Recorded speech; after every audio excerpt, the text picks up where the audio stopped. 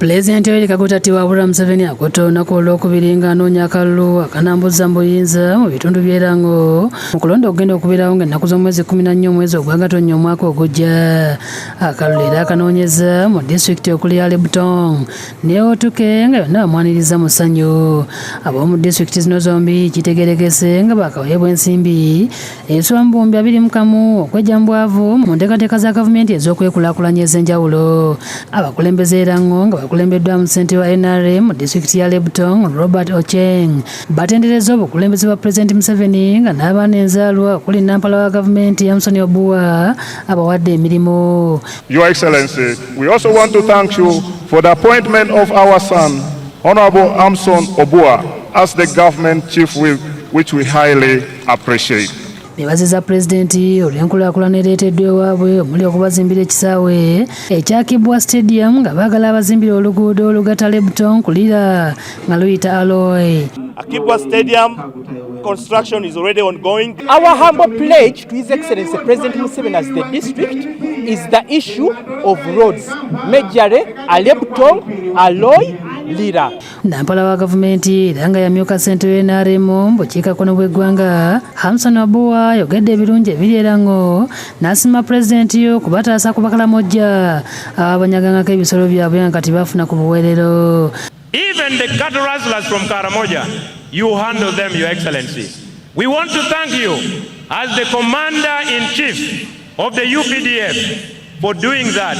Akanyiza n'abatuuze tibakuyira Pulezidenti Museveni akalulu. Kwirime Uganda award board President Museveni. Sipiika Ntamo nga emyuka owookubiri wa ssente wa NRM mu ggwanga ategeeza nga bagenda okusumusa amalwaliro amanene mu bitundu by'erango mu kisanja ekijja amangu ddala nga baakamala okuyiira Pulezidenti Museveni akalulu.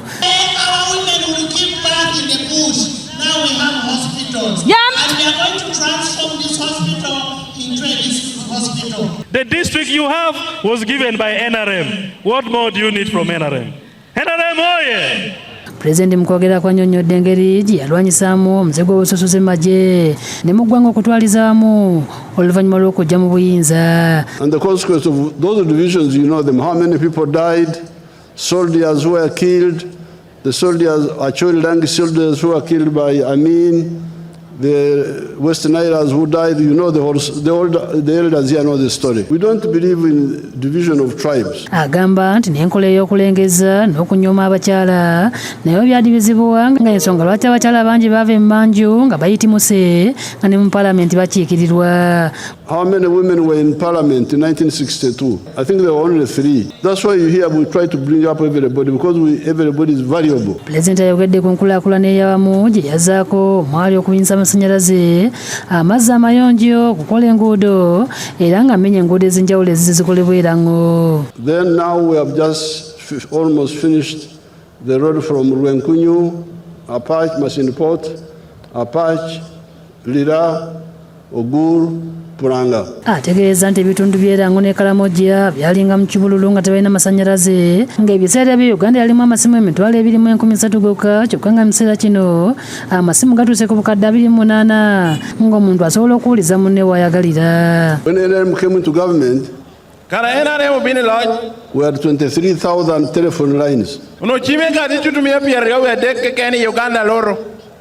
We now have 28 million telephones, I think. Agamba nti ebyenjigiriza nabyo byongeddwamu amaanyi nga abayizi abali mu masomero mu disitulikiti ya Alebutong ne Otuke basoba mitwalo 25 so nga n'amasomero agazimbiddwa mayitirivu ddala. Alebutong alone has got 76 government primary schools and 100,000 plus pupils. Pulezidenti agumizza nga balina obusobozi okwongera ku nsimbi zasindika ku miruka mu nkola ya PDM kasaba n'amukakasa nti tezijja kubulankanyizibwa. The NRM is appealing to all Ugandans. Please get out of poverty. This PDM money, which is in the parish, is your money now. In 5 years, you will be having 500 million in the parish. Ababodaboda, abakyala, abavubi, ababeera mu ghetto abo nabo bwakubaterawo ensawo ne bajja mu bwavu nga kati n'abayizi abamaliriza okusoma ku matendekero bwakubateerawo ensawo me banajjanga ensimbi okwetandikirawo emirimu baleme okutambula n'engato zitooka okuggwako soole nga banoonya emirimu. If you have left university and you have not got a job for 2 years, I want you to come and benefit from this fund. Pulezidenti ategeeza nti bannaddiini abaliowo emyoyo nabo bwakubateera ensimbi mu nsako zaabwe balemenga okubeera mu nsako ze zimu nabo bye basumba. Another fund for even the religious leaders. The leaders should have their own circles. Pulezidenti asabye abantu beerango kumuyira akalulu nga beesigama ku ebyo byonna byonna byazze abakolera ate balonde ne bannakibiina ky'NRM abeesimbyewo okuvuganya ku bifo by'obubaka bwa paalamenti. So I am here to ask you to support the NRM because of this record. Don't listen to these people who come here running around. They are not serious. You can see the way they are talking. Whoa, whoa, whoa, whoa. This is not a theater. We are not here to act. This is bana bakwasiza bendera akabonero ak'okubasabira obululu. Pulezidenti Museveni oluvannyuma yeeyongeddeyo mu disitulikiti ya Otuke ng'akubye olukuŋŋaana ku kiseera ky'essomero lya Olum Primary School gye bamwaniriza mu bungi.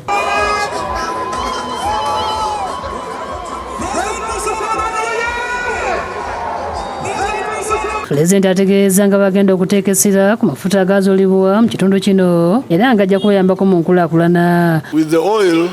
Kama odobino, If you elect the NRM, kai dago NRM.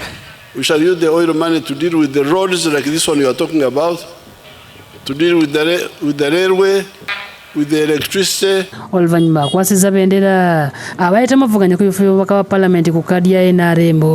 Olunaku olw'enkya pulezidenti bwakusiiba mu disitulikiti y'e Kwania ne Apache ng'akuyega abayo okumulonda. Robina Nantale, Aida Nakazi ne Shamshadi Nalujja bye bakusakidde eggulu lino ku lwa Bukedde TV.